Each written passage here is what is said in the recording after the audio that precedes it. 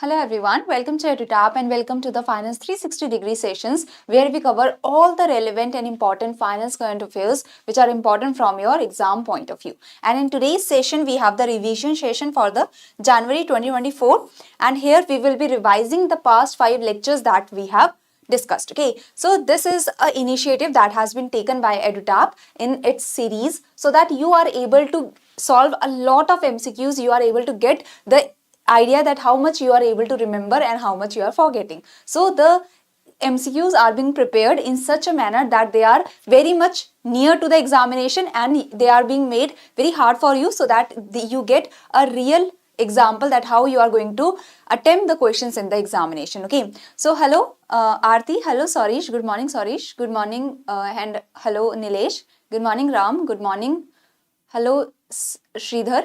So welcome to the session, and I hope today you will enjoy the session and you will be able to give the right answers of all the questions also. Okay, so now before moving forward, do subscribe to our YouTube channel and join our Telegram channel as you are going to get the PDF of this session. I have made the questions quite lengthy and a little complicated so that you are able to get the example that how the questions are coming in the examination. Okay, so good morning Durga.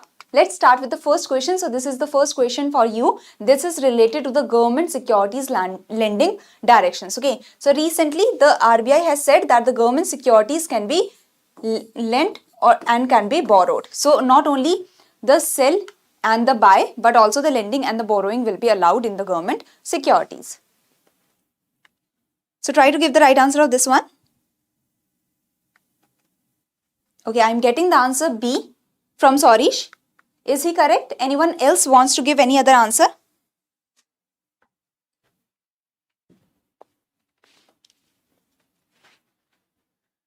Okay, I am getting C from Nilesh. So here, let's see. These directions shall be applicable to all the government securities lending transactions that are happening under the over-the-counter market. So this is absolutely correct. That these directions are applicable to all the government securities lending on the over-the-counter markets. Over-the-counter markets, that means it is not happening. The transactions are not happening in any of the exchanges. In the NSE, in the BSE, the transactions are not happening other than the exchanges, other than the National Stock Exchange, other than the Bombay Stock Exchange. When the transactions are not happening on the exchanges, it happen on the over-the-counter market. The second statement says government securities issued by the central government, including the treasury bills, shall be eligible for lending or borrowing under a GSL transaction. So this statement is incorrect. Yes, T-bills are not eligible to lend. So here T-bills should be excluded. Government securities issued by the central government excluding the treasury bills. So the dated government securities and such, only those are allowed to be lent or borrowed under the GSL transactions. When it comes to the collateral, then the central government securities including the treasury bills and the state government securities can also be given as the collateral. So for the lending and borrowing, only the central government securities excluding the treasury bills. When it comes to the collateral, all the central government securities including the treasury bills. So I knew that you will get confused here, but you do not have to be confused in the examination. Okay, be very specific. All the GSL transactions shall settle through the Clearing Corporation of India Limited or any other central counterparty or clearing arrangement approved by the Reserve Bank of India. So this is correct that the GSL transaction they shall settle through the CCIL or a central counterparty that is standing in between the borrower and the lender. So that is a central counterparty that is working as a borrower for the lender and as working as a lender for the borrower. Okay, so that is the central counterparty, that is a third party in between the lender and borrower. SLR eligible securities that are borrowed under a GSL transaction shall be eligible to be reckoned for the SLR by the borrower. So borrower is taking the government securities, so the borrower should be able to show the government security in its statutory liquidity requirement, that is the liquid assets that it has. Okay, accordingly such securities that are lent by the lender under the GSL transaction shall not be eligible to be reckoned by the SLR by the lender.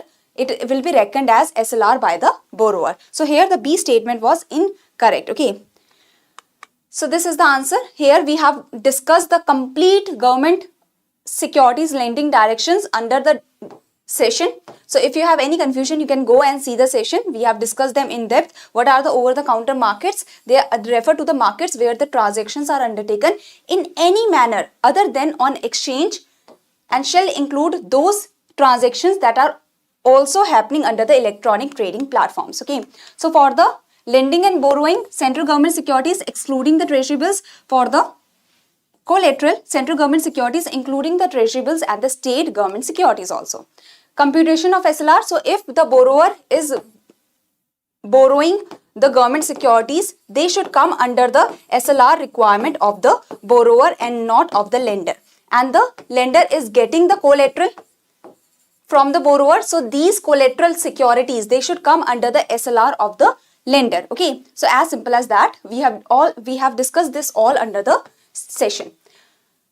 So now all the transactions shall settle through the CCIL or any of the central counterparty that is approved by the Reserve Bank. Now coming to the next question. So this is a very easy question that you can read and easily answer. So try to answer this question. Try to answer this question. So the minimum tenure of the GSL transaction shall be dash and the maximum tenure will depend on the maximum period that is prescribed for the short sales. Okay, so we have discussed about the short sales in the session. You can see the session. But what is the minimum tenure for the GSL transaction? That you have to tell me. So here the answer should be 1 day. The minimum tenure for the GSL transaction is 1 day. That you are lending or you are borrowing for at least 1 day. So this is the minimum tenure of the GSL transaction. So here the right answer is actually E. The minimum tenure is 1 day. Okay. Yes, it is E. Now coming, so this we have discussed the minimum tenure, the maximum tenure, how the transaction will happen, everything in the session. If you do not have the clarity, you can see the session. Okay. Now coming to the next question, that is regarding the inoperative accounts or unclaimed deposits. So try to give the right answer of this one. See, in the phase 1 of the RBI Grade B also such lengthy questions have been seen. So you have to be very, very quick.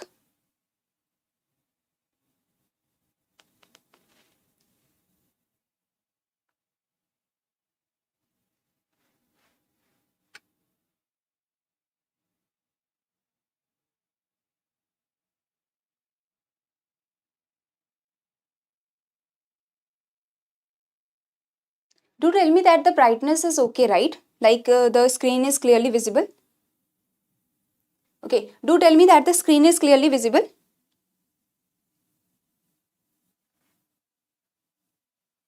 Or the brightness is less. So here, recently RBI issued revised instructions with regards to the inoperative accounts or unclaimed deposits. RBI has even given the definitions of inoperative accounts or the unclaimed deposits. Okay, in banks to help the account holders or the legal nominees to get their money through the dedicated and more intense efforts of the banks. Okay, so the directions have been released. This circular is applicable to all the commercial banks, including the regional rural banks and all the cooperative banks also, and this shall come into effect from April 1, 2024. So this is absolutely correct. A savings or current account shall be treated as inoperative. It will be treated as an inoperative account if there are no customer induced transactions. The customer is not initiating any transactions in the account for a period of over 2 years. It should be over 2 years. So this statement is wrong. The bank shall, based on the purpose of opening the account, segregate the balance accounts for beneficiaries of central state government schemes and for students who receive the scholarship, because in this case what happens that the students or the beneficiaries, they do not do the regular transactions, and let's say they are getting the scholarship, the student is getting the scholarship for 3 years and the student is not taking out the money for 3 years. For 3 years the student is not doing any transaction through this account that has been opened for the scholarship. So this account will be shown inoperative and no further money can come into this account. So it will be problematic. So it has been said that the central state government schemes beneficiaries and the students who receive the scholarship, balance accounts that have been opened for these purposes, they will not be treated as inoperative account. The inoperative account criteria will not be applicable to these accounts. So this statement is also correct. So first and third statements are correct, and that's why Correct statement was asked. So 1 and 3 is the right answer. Yes, very good.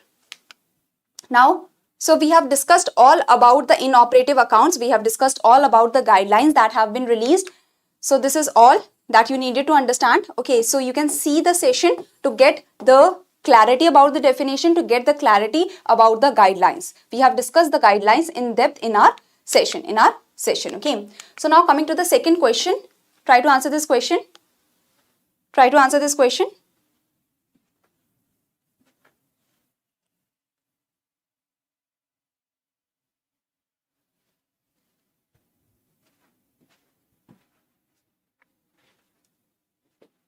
Okay, I'm getting the answer D, and that is absolutely correct. So in the directions, in the inoperative account and the unclaimed deposits, in this direction there is the definition that has been released for the inoperative account and the unclaimed deposit. So as per the definition, the credit balance in any deposit account that is maintained with the banks which have not been operated upon for 10 years or more, 10 years or more, or any amount that is remaining unclaimed for 10 years or more, they will be or more as mentioned in the Depositor Education and Awareness Fund Scheme 2014, they will be treated as the unclaimed deposits. So here the answer is 10 years. Okay, they will become the unclaimed deposits if they have not been claimed for at least 10 years. So this is the understanding that you need to have, that if they have not been claimed for 10 years, they will be treated as unclaimed deposits. They will be treated as unclaimed deposits and they will be sent to the Depositor Education and Awareness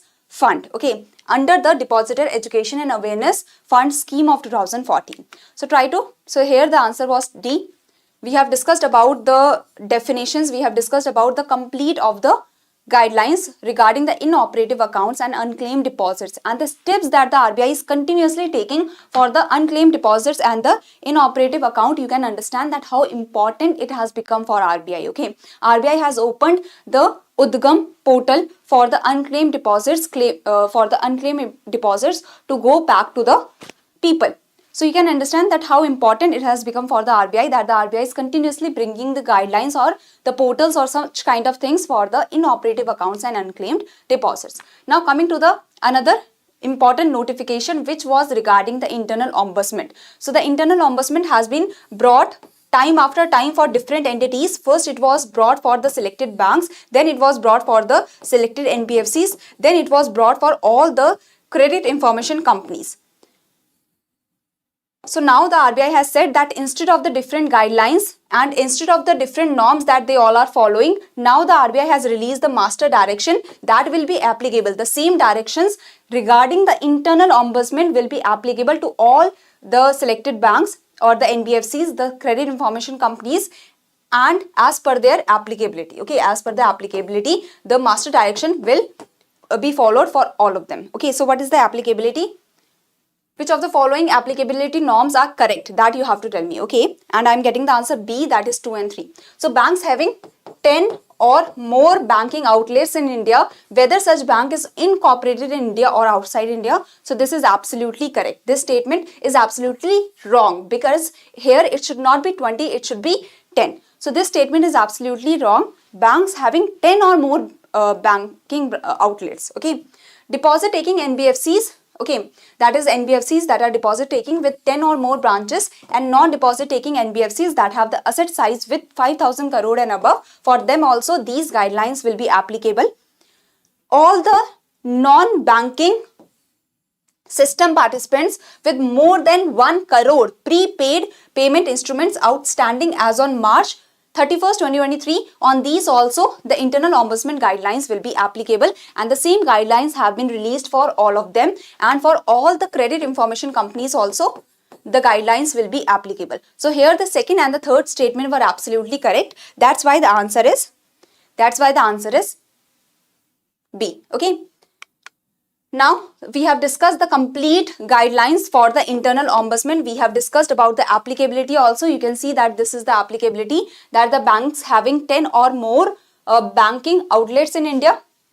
NBFCs fulfilling the following criteria: deposit taking NBFC with 10 or more branches, non-deposit taking NBFC with asset size of 5,000 and more, and having a public customer interface. Okay, all the the non-banking system participants with more than 1 crore prepaid payment instruments outstanding as on this. Okay.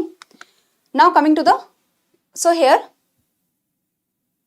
in exercise of the powers conferred, so the guidelines have been released by the Reserve Bank of India in exercise of the powers that the RBI has conferred by Section 35A of Banking Regulation Act 1949, the Section 45L that is read with 45M of the Reserve Bank of India Act, the credit information companies through the, because the regulations are for the banks, for the all the credit information companies and for the NBFCs also, and for the payment and settlement system, like for the non-banking payment system participants also. Okay, so that's why so many of the guidelines, like so many of the acts have to be followed. Okay, so now coming to the next question, try to answer this question.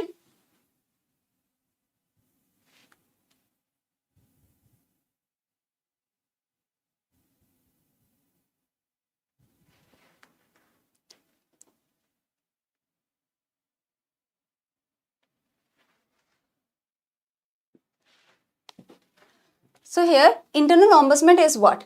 That if a bank is rejecting the complaint of the bank is rejecting the complaint of a customer, then this rejected complaint should go to the internal ombudsman that is hired by the bank itself, so that the internal grievance redressal mechanism can be made stronger and the banks are themselves able to handle all the complaints, and the customer should not be forced to go to the RBI ombudsman. That's why the internal grievance redressal should be stronger, that the banks should hire the internal ombudsman. The big banks, the banks having more than 10 branches should, 10 or more branches should hire the internal ombudsman and such and such. Okay.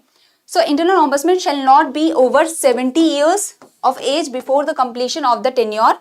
The internal ombudsman shall either be retired or serving officer in the rank equivalent to a general manager in these of the organizations, having necessary skills and experience of minimum 7 years of working in relevant areas. This is also correct. So this is correct. This was wrong. Tenure of the internal ombudsman and deputy internal ombudsman in the regulated entity shall be fixed term of not less than 3 years but not exceeding 5 years. So this is correct. So what is the answer that you all are giving me? Okay, so you are saying D. Yes, very good. Only first is incorrect. So here the incorrect was asked from you. So that's why only first is incorrect. The second and the third are correct. That's why D is the answer here. Okay. So yes, absolutely correct. So this is the, like we have discussed all about the internal ombudsman, the complete guidelines of the internal ombudsman. Now I wanted to show you something. So this is a point that you should know, that the regulated entity shall formulate a standard operating procedure, that if the bank is rejecting a complaint partly or wholly rejected by the regulated entity, internal grievance redressal mechanism are auto-escalated. So what is happening, that if the bank is rejecting the complaint, it should be auto-escalated. So if the complaint is partially or wholly rejected, the complaint should auto-escalate to the internal ombudsman within 20 days of receiving the complaint. So within only 20 days of receiving the complaint, the bank has to tell that the bank is accepting that complaint or the bank is rejecting that complaint. Within 20 days, the bank will tell this, and the if it is rejected, it will within 20 days it will auto escalate to the internal ombudsman. Okay, so within 20 days of receiving the complaint, the rejected complaint should auto escalate to the internal ombudsman for a final decision. Now the internal ombudsman and the regulated entity shall ensure that the final decision is communicated to the complainant, that the complaint has been rejected or the complaint has been accepted. So the internal ombudsman will see that why it has been rejected, should it be rejected, should we accept it. So the internal ombudsman will tell its decision, and then the final decision should be communicated to the complainant within a period of 30 days. So the internal ombudsman is getting 10 days to take the decisions, okay, to take the decision, and it is not compulsory that the bank accepts the decision of the internal ombudsman. This also you have to remember. So within 30 days, the whole of 20 days to the bank and 10 days to the internal ombudsman, this is given. So within this time period, what should happen? That the complainant should get the final decision. So if after so in total 30 days is given to the bank and the internal ombudsman to resolve the query or to accept or reject the complaint. Okay, after this, if the bank feels that if the customer feels that the bank is not accepting the complaint, then the complainant after 30 days can go to the Reserve Bank of India. So this is the idea. I hope you will remember this. Okay, now coming to the next question. Try to answer this question. This is regarding bulk deposit.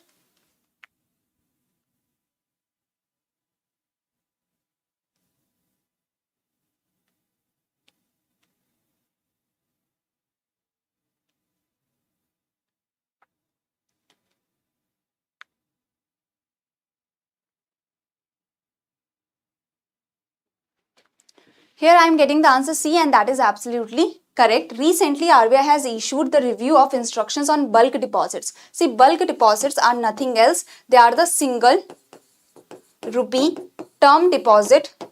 Okay, that is at a single term deposit if a lot of money is being deposited. That is a bulk deposit. So for the primary urban cooperative bank, the bulk deposit definition has been modified. Now the bulk deposit for the primary urban cooperative bank, now the bulk deposit are the single rupee term deposit that are happening at one time of rupees. Okay, so they are the single rupee term deposits of rupee 1 crore and above, 1 CR and above. For the scheduled urban cooperative banks that are categorized as tier 3 and tier 4 urban cooperative banks. So the tier 3 and tier 4s are the big urban cooperative banks that are having a lot of deposit size, Now for the tier 1 and tier 2, or for the other urban cooperative banks, or for the other cooperative banks, what is the limit that you have to tell me? What is the limit, or what is the minimum, what is the minimum limit? That then they will be called bulk deposit if they are doing the single rupee term deposit of dash and above. So for the other cooperative banks, the bulk deposits are the single rupee term deposits of, yes, very good, sorry Shanilesh, of 15 lakh and above. Okay, so this is the idea, that the bulk deposit, we have discussed the bulk deposit limit, the minimum limit. So the bulk deposit, they are the single rupee term deposits of rupees 1 crore and above for the scheduled urban cooperative banks that are categorized in tier 3 and tier 4. The bulk deposits are the single rupee term deposits of rupees 15 lakh and above for all the other urban cooperative banks and all the other cooperative banks. Okay. Yes, so this is the idea. The bulk deposits we have completely discussed in the session. Okay, if you have any query regarding the bulk deposits, you can see the session. Now coming to the next question, that is the question regarding the IRDAI.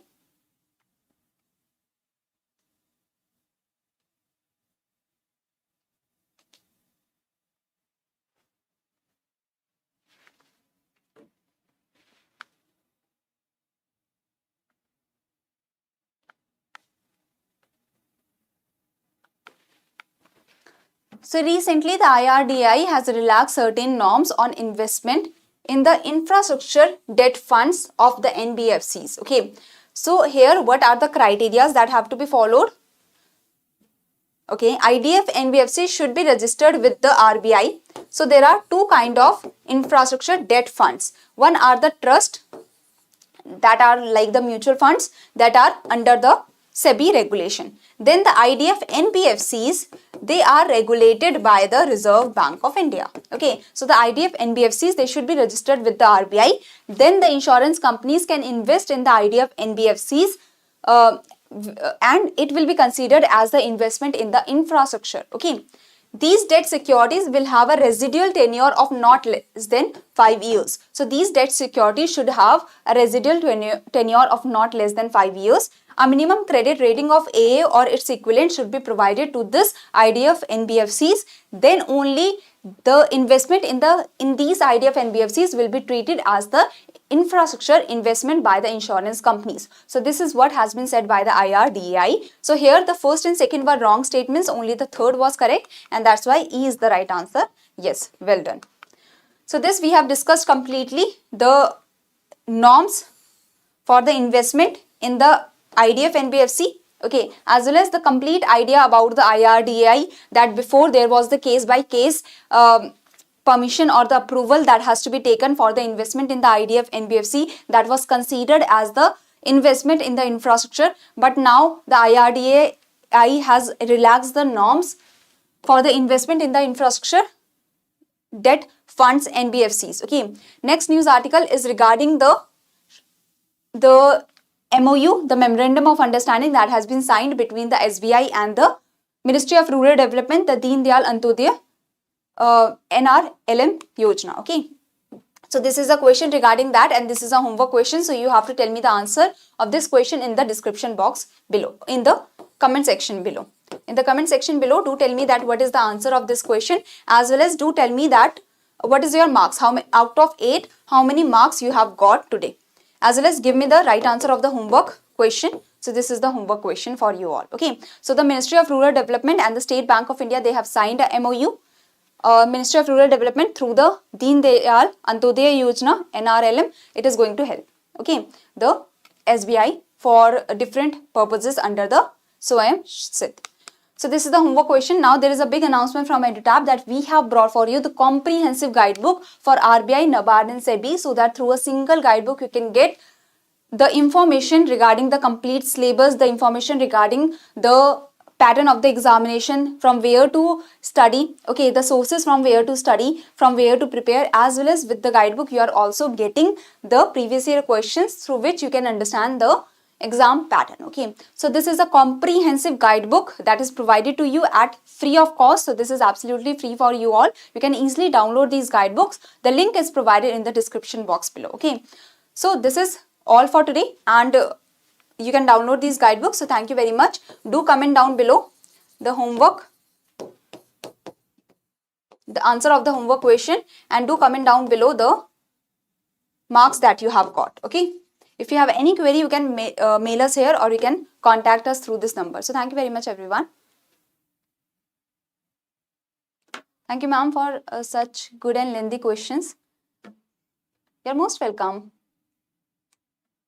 Sarish. Yes, they take time to make, but I'm happy that you people are liking the questions. So I just wanted to prepare the questions from the exam point of view. So I'm happy that they are helping you. Ma'am, today's PDF. So you will get today's PDF in the Telegram channel. The link for the Telegram channel will be provided in the description box below. Okay. So like before going, let me show you the students that have given the right answer of the previous session question.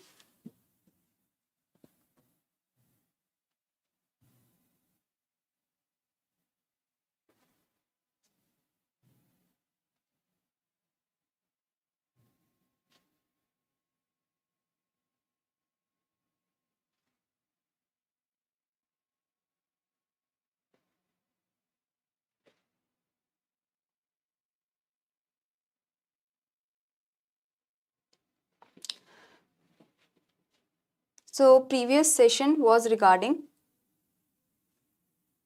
so we had discussed the 2 news articles in the previous session.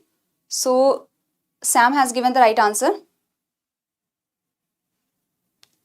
JSK Zedo has given the right answer. Vardhaman has given the right answer. Divya, Prathmin, Siddharth, Dheeraj, Rushi, Dinesh, User, Shubham, Ashish, Ashin, Ajit, YTV, Sakshi, Kamal Krishna, Kingshuk, Ankit, Abhishek, Priya, Tamiz, Devanshu, Ashutosh, Ankit, Sarish, Jhanna, Abhay, Kaushal, Bhanu, Amrita, Tanu, Riya, Molly, Kainath, Akash, Rahul, Saurabh. So these are the students that have given the right answer. Ayat, sorry. So these are the students that have given the right answer of the previous session question, and do give the right answer of the today's session. And so good to see so many of the nice comments, as well as you can also write down your queries in the comment section. Okay, the sessions regarding the query that you have regarding the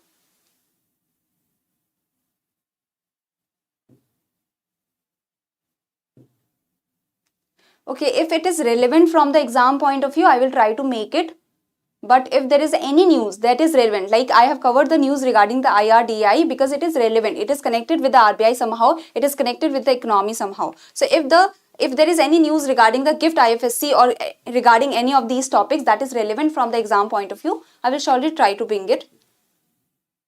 Important regulations of SEBI, okay, if they are important from the exam point of view, especially near, like in the last 3 months, we should cover the regulations of the SEBI, otherwise like from before onwards they are not very important, okay.